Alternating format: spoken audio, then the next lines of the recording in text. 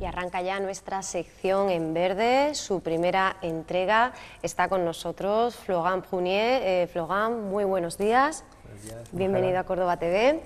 Y hoy viene muy bien acompañado por Víctor Riera. Buenos días, Víctor. Víctor es miembro de la Asociación de Educación Ambiental El Bosque Animado y además estudiante de Ingeniería de Montes, ¿no? Casi nada, ¿no? Pues bueno, hoy vamos a tratar, como siempre hacemos, ¿verdad, Florent? Tres bloques, ¿verdad? Sí. Vamos a terminar con ese ecoconsejo, que hoy nos traías un poco así de sorpresa. Y comenzamos hablando del río y de la lluvia. La última noticia, ese 27% que registra este año de precipitaciones por encima de la media histórica, después de 35 años, la cuenca del Guadalquivir, ¿no? Esta es la última información que nos llegaba de la Confederación Hidrográfica, ¿no?, del Guadalquivir. Pero eso, es que no conozco ese dato. ¿Eso es en este mes o desde el inicio? Esto es de un estudio que acaba de salir, sí, lo más reciente, ¿no? Nosotros, esta es la última noticia que tenemos, sí, ¿verdad? Sí. Y vamos a aprovechar para hablar de, bueno, de la última gran riada, podríamos decir, ¿no? De sí, no, es curioso porque la verdad es que hemos tenido varios años de sequía tremendos y ahí sí, hemos sufrido todo. Cuando digo todos, todo el mundo, los agricultores, los ciudadanos, las plantas, los animales salvajes, domésticos, en fin, que han sido varios años difíciles. Sí. Y de repente pues tenemos varios años súper húmedos, que digamos. Entonces, pues la verdad es que eso es una de las peculiaridades del clima mediterráneo, ¿no? Que es muy importante tener en cuenta. Es que el clima mediterráneo es regularmente irregular, digamos. Eso será uno de los aspectos fundamentales de donde estamos viviendo, ¿no? Entonces, pues los tres... Bueno, el año pasado hubo una sequía muy importante, pero es que, digamos que hemos tenido 3 años de riadas. Y bueno, y la primera fue espectacular, ¿no? Si recordarás, en 2009-2010, en noviembre y febrero, en noviembre la primera riada y después cuando todo parece que vuelve a la normalidad, de nuevo hay mucha lluvia y bueno, en febrero ahí el río crecido como la mayoría de la gente no lo recordaba. Y con un caudal ahí impresionante, creo que a mediados de febrero llegó a más de 2.000 metros cúbicos. Casi nada. Pues imagínate, si vas a hacer la compra, tú piensas que una botella de agua son 1,5 litros, compras 6, son más o menos 10. Un metro cúbico son 1.000 litros, entonces tú coges 100 paquetes de estos y después ya empieza a multiplicar para llegar hasta 2.000, entonces ya sí son unos cuantos paquetes de... Casi nada. En invierno 2009-2010 se producía la más grave crecida desde febrero del año 63, ¿no? La más fuerte del siglo XX, con un caudal estimado en 5.400, ¿no? Metros cúbicos en Córdoba nada más, ¿no? Bueno, esa fuente me gusta contrastarla porque bueno, ahora estoy un poco preparando la próxima revista que estamos haciendo sobre el río y pues esa cifra que acabas de decir, pues la verdad es que quedaría por contrastarla, pero en fin, claro, queda sobre esto. En febrero llegamos sobre los 2.400 o algo así, me parece, con lo cual imaginar y todo el mundo recuerda hasta dónde la altura de los pilares, casi la fundación. Entonces lo multiplicas por 2 y me parece, vamos, es que yo no sé dónde cabe todo este agua, la verdad. Me parece increíble. Y lo que sucedió en aquel momento pues nos llevó a pensar, ¿no?, de quizá el exceso de confianza, ¿no?, que tenemos ante el riesgo de inundaciones. Y es que en Sevilla este problema se solventó, pero en Córdoba quedan pasitos por dar, ¿no? Bueno, sí, las riadas son un gran fenómeno humano, digamos, porque claro, la humanidad, realmente, muchas ciudades están construidas cerca de los ríos, y eso no es ninguna casualidad, ¿no? Porque pues el acceso al agua, entre otras cosas potables, hasta que, bueno, la contaminación, o sea que ya es más complicado. después las tierras fértiles, porque los valles de los ríos, un río no es un objeto fijo, un río es una cosa que cambia muchísimo, pero que cambia de agua arriba hacia agua abajo, pero también, sobre todo, lo que no tenemos mucha conciencia, se mueve de izquierda a derecha, tengo que decir. Es decir, que el cauce de un río no es simplemente donde el tramo donde solemos verlo 95% del año, ¿no? A lo largo del tiempo, pues esto, el lecho principal, el lecho menor o el lecho mayor del río, pues todas esas cosas cambian, evolucionan. Y entonces, pues, nos acostumbramos a decir, pues, esto es así y tiene que ser así. Y ahí empiezan los problemas, ¿no? Que, pues,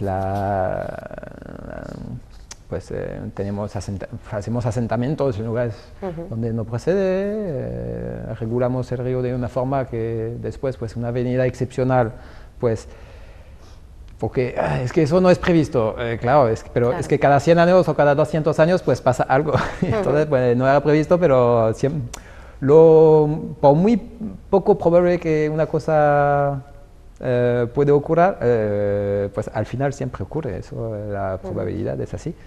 Entonces, pues nos confiamos muchísimo y curiosamente es que un poco una de las paradojas, ¿no? Es que a medida que hemos tenido más ingeniería y que hemos podido desarrollar más protecciones al río, a las avenidas, pues como que paralelamente pues somos más confiados y entonces pues tomamos más riesgos, entre comillas, y entonces pues finalmente los peligros pues no son necesariamente menor.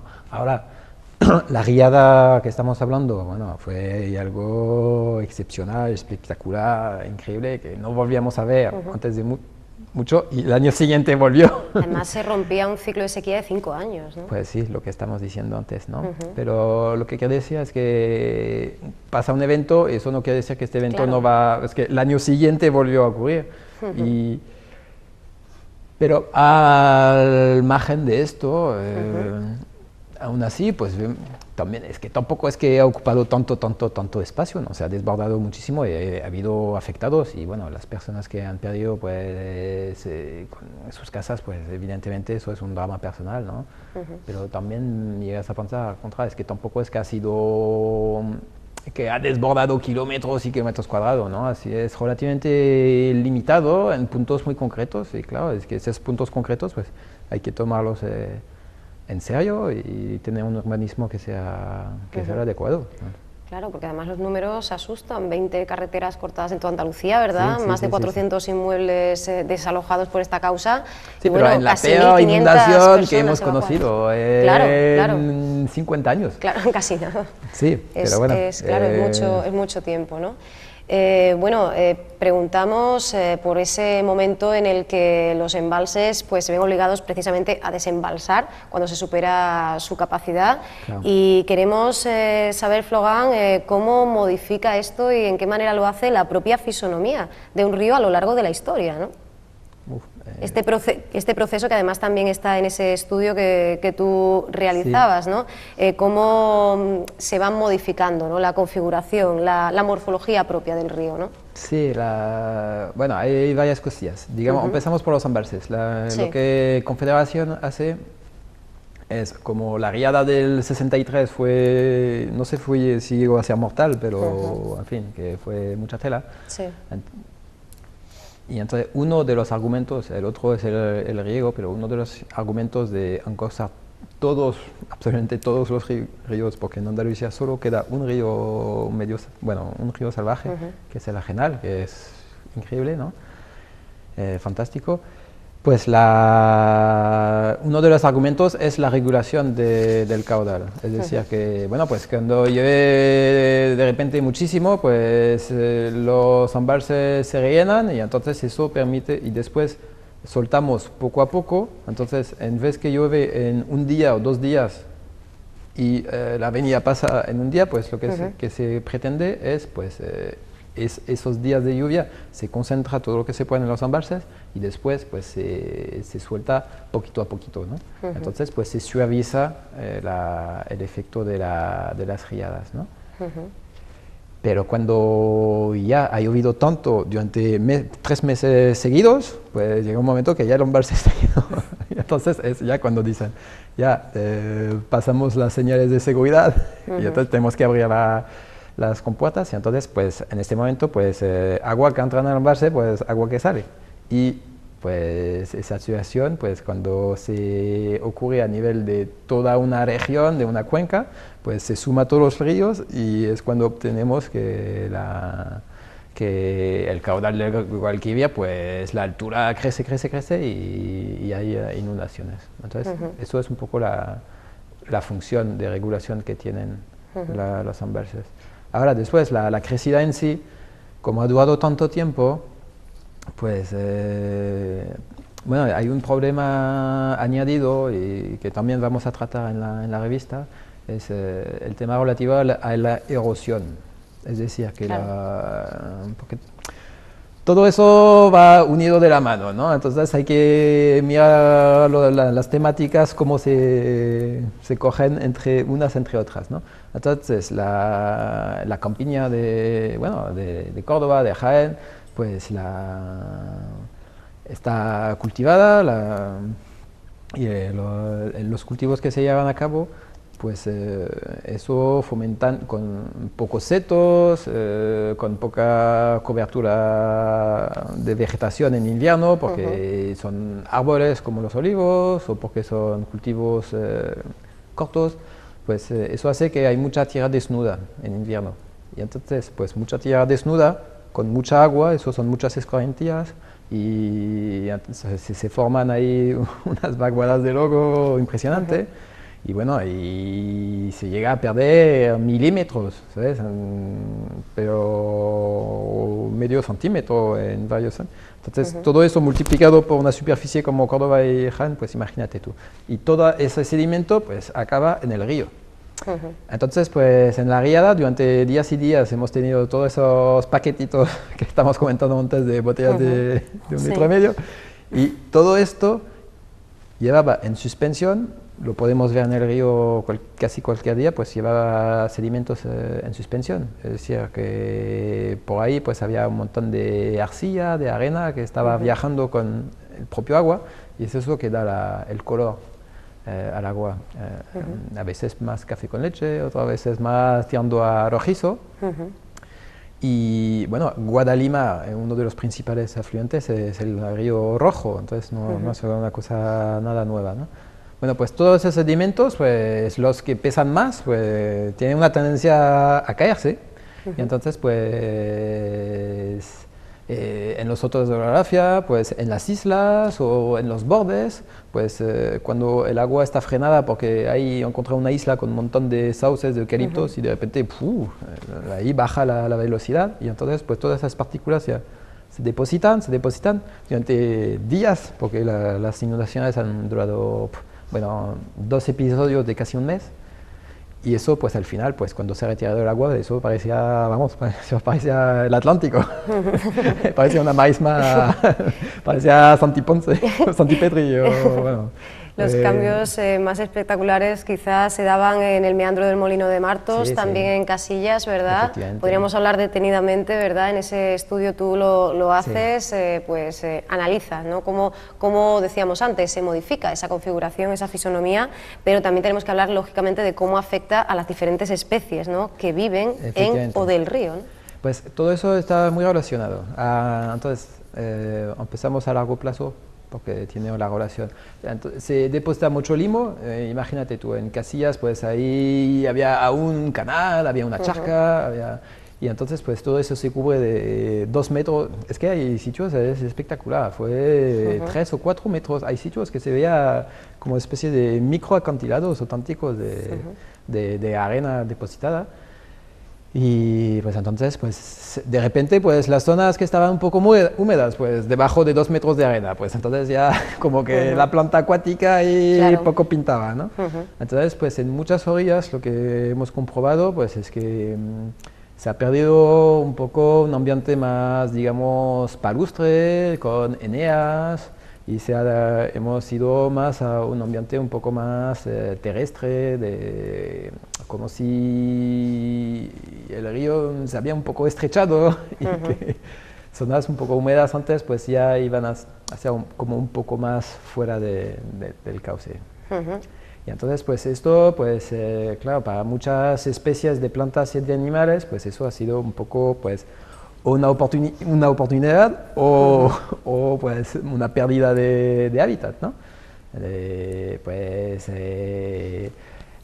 Hay mucho lodo, mucha arena, pues eso no puede quedar vacío, ¿no? Entonces rápidamente un montón de plantas en 3 o 4 meses, eso estaba ya verde, vamos, un verdor ahí muy atractivo. Entonces muchas herbáceas anuales. Y también pues los sauces ahí creciendo a tutiplén. Y pues a nivel de las aves, pues ya hemos visto pues, en el balcón del Guadalquivir como había una charca que era espectacular, que era fantástica para observación de las aves acuáticas. Pues esa charca desapareció, con lo cual pues rápidamente las aves iban a buscar otra charca y entonces ahí pues no las hay. Todo eso también está ligado al dinamismo del río, hay que verlo como una cosa que es un proceso realmente. Incluso una vía, ¿no?, de limpieza entre comillas natural, ¿no? Sí, también. De readaptación al medio, ¿no? Hasta cierto punto, bueno, la limpieza es un concepto muy humano, digamos. Sí, es un concepto tremendamente humano, pero, pero para que lo entendamos. Pero sí, Reorganización, el paisaje evolucionó, cambió, claro. y entonces pues cuando nos despertamos fue un poco la sorpresa. Y es verdad que, bueno, por ejemplo en nosotros Biografía pues había muchísimos árboles que fueron pues arrancados o caídos. Curiosamente hemos comprobado que los eucaliptos pues resistían bastante bien a la avenida. Hay que pensar que los eucaliptos pues, son australianos, pero en Australia que viven en zonas pantanosas también, en bosque de ribera, con lo cual están adaptados a vivir en los ríos así. Y entonces, pues, sí, hay muchos árboles que como que se han roto y ha sido un poco la limpieza. Entonces, aquí hay dos cosas. Una cosa, pues, un trozo de sauce que está arrancado, que viaja en el río kilómetros y llega a un sitio, una playa de barro que acaba de formarse, pues eso es espectacular para él, porque los sauces tienen la facultad de crecer desde una rama, ¿no? Entonces hay una especie de, ¿cómo se llama? Un bouture, no un esqueje, pero bueno, nosotros los copiamos. Si ponemos una barrilla en el suelo y empieza a crecer, pues es exactamente ese a nivel natural, ¿no? Y por otro lado, hay muchísimo madera muerta, material que se ha ido acumulando pues, en las islas, entonces ya veías muchos acúmulos ahí. Entonces, y aquí se podría hablar precisamente de los cormoranes, ¿no?, que se dice que podrían haber vuelto atraídos también por la presencia de esos eucaliptos, ¿verdad?, pero cuya población pues también se resentía, ¿no? Bueno, en los días de las riadas, pues los cormoranes como que no se sentían muy a gusto en un río, en los eucaliptos ahí que tienen que ser justo en un río grande, ¿no?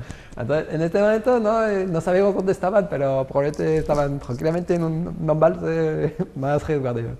Y después, a largo plazo, a los cormoranes no les ha afectado. Hay cosas que sí, que ha afectado el calamón, por ejemplo, que pues durante varios años pues como que no se ha visto mucho, lo que te decía antes, las aves más acuáticas, eso sí le ha afectado un poco más negativamente. Pero ahora como van, pues los eucaliptos han quedado de pie y vuelven. Y hoy el cormorán es nuestro protagonista, ¿verdad? Es de quien vamos a hablar, aparecidos hace unos 40 millones de años. Ya la etimología, ¿verdad?, de su nombre científico nos da mucha información, que aquí a ti te gusta mucho, Flogán, esto de especificar qué sentido nos trae este... Pues ahí has hecho una pregunta muy curiosa, porque, bueno, el nombre científico es Phalacrocorax carbo. Sí. Entonces, carbo es el carbón, negro, bien, los cormoranes son negros, eso sin problema. Phalacrocorax es el nombre es griego, el corax es el cuervo. De hecho, el cuervo se llama Corvus corax y el martinete es el Nyctiocorax nicticorax, el cuervo de la noche, ¿no? Ahora, falacro, eso quiere decir calvo. Y entonces, el cuervo calvo no pinta muy bien. Y lo que se cree es que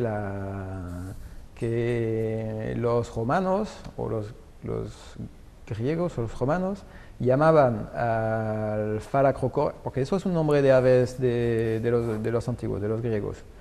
Entonces se ha recuperado ese nombre, se ha rescatado este nombre, salvo que él quien lo rescató se tuvo que equivocar. Y entonces en vez de llamar al buen pájaro Phalacrocorax, pilló otro al azar que era negro y puso el cormorán. Y entonces se piensa que en realidad el Phalacrocorax, el cuervo calvo, es el ibis. El ibis eremita, que aún hay en el norte de Marruecos y que hay un programa de la Consejería de Medio Ambiente de conservación. Y eso es la historia. Bueno, Víctor, que hasta ahora no hemos tenido ocasión de hablar contigo, tu vinculación con el bosque animado, pues entendemos que nace de que compartes, ¿no?, esa pasión de Florán, no solo por la flora, sino también por la fauna, y ahora hablamos de cormoranes. Bueno, te preguntamos, Víctor, ¿desde cuándo perteneces o formas parte del bosque animado y qué te ha traído a acompañarnos, cosa que te agradecemos muchísimo, de verdad? Pues nada, los conozco, que fue el primer o segundo año de carrera, asistí a una charla de ellos, un poco por curiosidad, la verdad, siempre me han atraído los animales en general. Y bueno, vi que hacían censo de aves, y bueno, ¿por qué no? Y un poco más de conocimiento. Si no tengo bastante trabajo, bastante estudio, ¿verdad? Claro, digo, el poco tiempo que tengo libre. Y la verdad que no tenía nada, o sea, nunca me ha traído en especial la venina y curiosamente además con los cormoranes. Recuerdo la primera vez, el primer censo que hice con ellos fue en Málaga, y bueno, yo soy de Málaga, y digo, bueno, vamos a ver, sé que me van a enseñar de Málaga, mi tierra, gaviotas, tal, y estamos allí en el censo y dice, hostia, un cormorán, tal, y veo el bicho ese negro, digo, pues esto qué, digo, ya es que llevo 20 años y no lo he visto. Hay que observar, ¿no? Con otro chip. Y te va, claro, y Sara, o sea, poco a poco como que te va llamando la atención, eso que lo que tú dices, no te fijas. Y bueno, pues a partir de ahí ya me iba enganchando. Lo del cormorán es más reciente, hace un par de años, el año pasado me propuso Florán para la revista Herbícola hacer un artículo sobre los cormoranes y bueno, una especie principal de los sotos. Antes, bueno, realmente antes no estaban, hace un par de años estaban en la Isla de las Culturas, está justo por debajo del puente de San Rafael, estaban localizados allí un poco más apartados. Y el año pasado fue, ¿no? Hace 2 años. Sí, fue cuando... Sí, bueno, perdón, sí, hace 3 o 4 años. Hace 3 o 4 años se desplazaron digamos, la pajarera que había en los sotos, de Garcilla, Martinete, todo eso. Se desplazó un poco más arriba y los cormoranes se nos vinieron allí. Y bueno, me propuso eso y desde el año pasado pues voy haciendo censos periódicos, cada 15 días aproximadamente, la población que hay. Bueno, para que no lo sepa, los cormoranes son una ave invernante, es decir, la tenemos aquí exclusivamente en invierno. Es decir, realmente son originarias o nidifican en el norte de Europa. Concretamente esto lo tenemos en España, digamos, hay distintas subespecies, ¿no? Generalmente se distribuyen en la costa, pero hay una concretamente que es la que se centra en el interior, la que tenemos aquí. Y esta pues procede generalmente de la zona de Bélgica, Holanda, Alemania, norte de Alemania. Entonces, cuando empieza el frío, aproximadamente a finales de septiembre, principio de octubre, cuando se vienen para acá y los tenemos hasta ahora, hasta finales de febrero, principio de marzo, cuando retornan. Una especie apasionante, dicen los expertos, que el que apenas haya evolucionado pues es una muestra, un reflejo de su magnífica readaptación, ¿no?, permanente al medio en el que vive, ¿no? Sí, la verdad que es bastante curiosa. Y también por su forma, ¿no?, de alimentarse, ¿no? Es bastante sí, interesante de ver, ¿no? La ves, sobre todo volando, tal, un poco siempre tiene esa apariencia de ave así patosa, nadando, no sabe para dónde va, tal. Pero después, o sea, como captura las presas, es zambulléndose. Recuerda un poco al sistema de los pingüinos, ¿no? Y la verdad que buceando es totalmente un experto. Eso lo podemos ver en el río, Sí, porque no es raro ver un cormorán ahí, pues, tranquilamente posado en el agua y entonces estás en una nutria, un cormorán ahí. Puede sumergirse hasta 10 metros, impresionante, y además es que tiene una morfología, ¿verdad? Tiene un cuerpo especialmente preparado, ¿no? Incluso esas alas que se empapan, pues ignorando el principio de Arquímedes, ¿no? Desafiándolo de alguna manera, ¿no? Sí, además es bastante curioso ver. A diferencia de otras aves marítimas, por ejemplo, los patos siempre los vemos acicalándose y tal. Lo que hace realmente es untarse una especie de cera para impermeabilizar la ala. Los cormoranes, sin embargo, no. Es decir, la ala se la empapa. Por eso es tan común verlo, por ejemplo, del puente romano aquí en Córdoba, lo vemos siempre con la ala así extendida, tomando el sol, que parece. Claro, secándose un poquito. Están secando. Sí, porque las aves... Claro, las aves son pequeñitas, entonces pues pierden mucho calor. Entonces una de las cosas es que necesitan tener una buena protección o buena aislación, ¿no?, térmica. Entonces por eso especialmente una ave que va en el agua, pues si no está bien protegida rápidamente pierde todo el calor. Además alían también, ¿no?, con sus propios congéneres, ¿no? Hacen pescas conjuntas, podríamos decir, ¿no? Esto es muy curioso también. Sí, o sea, generalmente siempre tienen la idea de, bueno, caza buceando y un poco más solitario y tal, pero no, se ha visto últimamente eso, una especie de caza colectiva, y lo que hacen, pues van, no sé cuántos números. ¿Tenéis una explicación? ¿Tiene la comunidad científica una explicación para eso? Lo que hacen es más o menos arrinconar las presas. Imagínate un embalse, van nadando por la superficie, van arrinconando los peces entre todos esos cormoranes, y una que los tiene arrinconados, pues se zambullen todos y se dan el festín. Ahí no, así el método no falla. Sí, la pesca colectiva de los cormoranes realmente es algo relativamente nuevo, ¿no?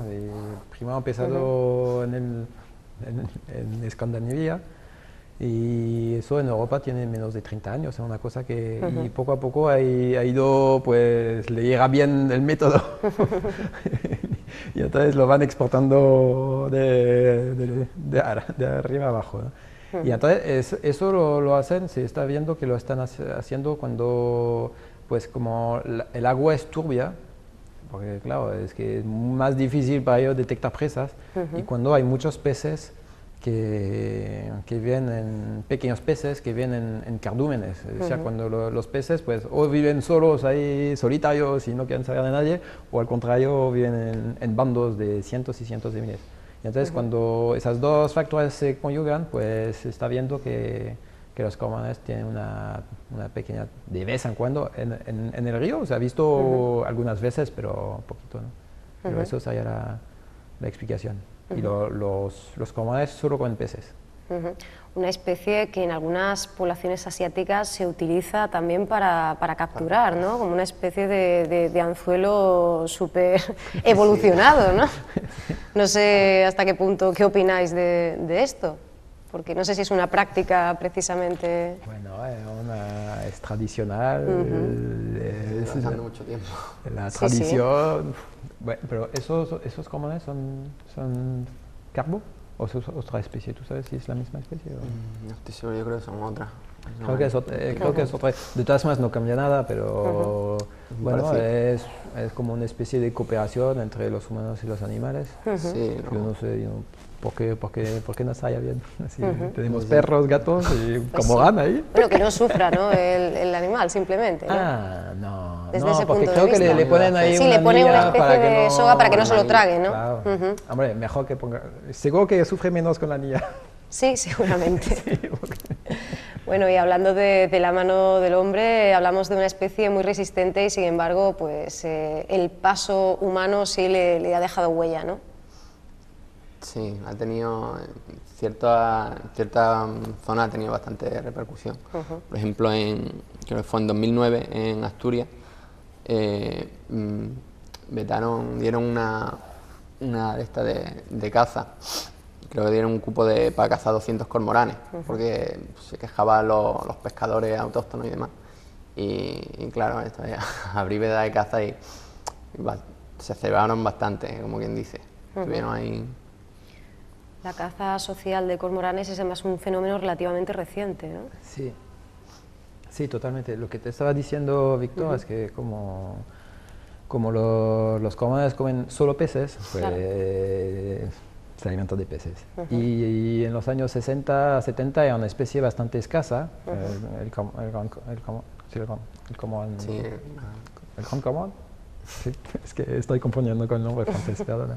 Entonces, era una especie bastante escasa y a raíz de su protección, pues cada vez ha habido más cormoranes. Llegó en los 90 aquí en Los Sotos y ha crecido y ahora tenemos 150 o algo así, ¿no? Pero eso lo multiplicas por todos los ríos, todos los puntos de España, pues son muchos cormoranes. Y entonces, pues eso comen peces, y peces de piscifactorias o peces de donde hay gente que vive de la pesca. Y entonces eso genera conflictos, porque pues los pescadores pues dicen que, o los piscifactores, dicen que el cormorán pues come demasiado y les daña económicamente. Y entonces abrieron una veda para matar a cormoranes. Y es lo que estábamos, aquello de lo que estábamos hablando. La revista Arvícola tiene previsto, ¿no? Sí, publicar un estudio y no sé en qué fase estamos, en forma de tabla de observación, ¿no? No, eso lo ponemos en el 2005, vamos, con unas gráficas ahí estupendas, pero eso es para el número 5, porque el 5, bueno, si Dios quiere, inshallah, porque queremos hablar de peces, entonces hablar de los peces que hay en el río, hablar de los peces que los cormoranes comen, entonces un poco... Y el próximo será sobre más las riadas, la erosión. Pues aprovecharemos cuando se publique ese número de Arvícola, ¿verdad?, para hacer un repaso completo y para que todo el mundo sepa lo que nos podemos encontrar en esta revista del bosque animado. Nos hemos quedado ya sin tiempo, pero yo quiero cerrar, ¿no?, con el ecoconsejo, que creo que además nos puede ser muy útil a muchos, ¿no? Bueno, pues mira, el consejo ha venido a raíz un poco del escándalo de la semana pasada, o de hace 2 semanas, de la carne de caballo que vendían como carne de buey. Y la verdad es que uno se queda bastante, vamos, perplejo, ¿no? De pensar que, hombre, como primero te pueden estafar así, bueno, los han pillado y creo que han perdido bastante, la verdad. Esta empresa está ya casi caput, ¿no? Pero bueno, después, a modo más general, la reflexión un poco es el número de intermediarios que están, bueno, pues gente que está haciendo sus negocios, comprando, vendiendo, entonces el número de intermediarios en la compra-venta. Y también la composición de la carne. Entonces, la cuestión era, ¿por qué vamos a comprar en el supermercado una hamburguesa o carne picada, ya que viene en su banderita y con un ambiente ahí, una atmósfera modificada para que no se estropee rápido? Y entonces, pues, ¿y por qué no ir a comprar abajo de casa o en el barrio, lo mismo? Que tú ves que el carnicero pues coge la pieza de carne, te la trocea, te la corta y te prepara unas hamburguesas magníficas. Entonces, eso será un poco pues el ecoconsejo, ¿no? Muy bien, abandonar. Pues hacemos esa propuesta, somos conscientes de lo que motiva en muchas ocasiones a comprar productos ya preparados, pero como bien dices, tenemos siempre cerca, ¿no?, esa carnicería, esa pescadería. Sí, no, porque la cuestión es que, aunque muy rápido, la cuestión es que como evidentemente se pueden comer, son comestibles, están muy bien, pero aún así a nivel nutritivo pues no es lo mismo, porque miras la composición y tiene fécula de patata, claro. Tendrá no sé qué conservantes, aditivos, y eso pues entonces sí, es más barato, pero no solo compras carne, con lo cual al final el precio es más o menos lo mismo. Muy bien, pues nos apuntamos ese ecoconsejo y os agradecemos mucho que hayáis estado aquí con nosotros, y a ti, Víctor, pues bienvenido a Córdoba TV. Aquí estamos para escuchar pues todos los estudios, todas las intervenciones, tu participación en la Asociación de Educación Ambiental El Bosque Animado. Muchísimas gracias por haber venido, a Florent Fournier también. Os esperamos, o te espero, no sé si vendrás acompañado de Víctor, pero en cualquier caso estaremos encantadísimos de tenerlo aquí con nosotros. Muchas gracias. Muchas gracias. No.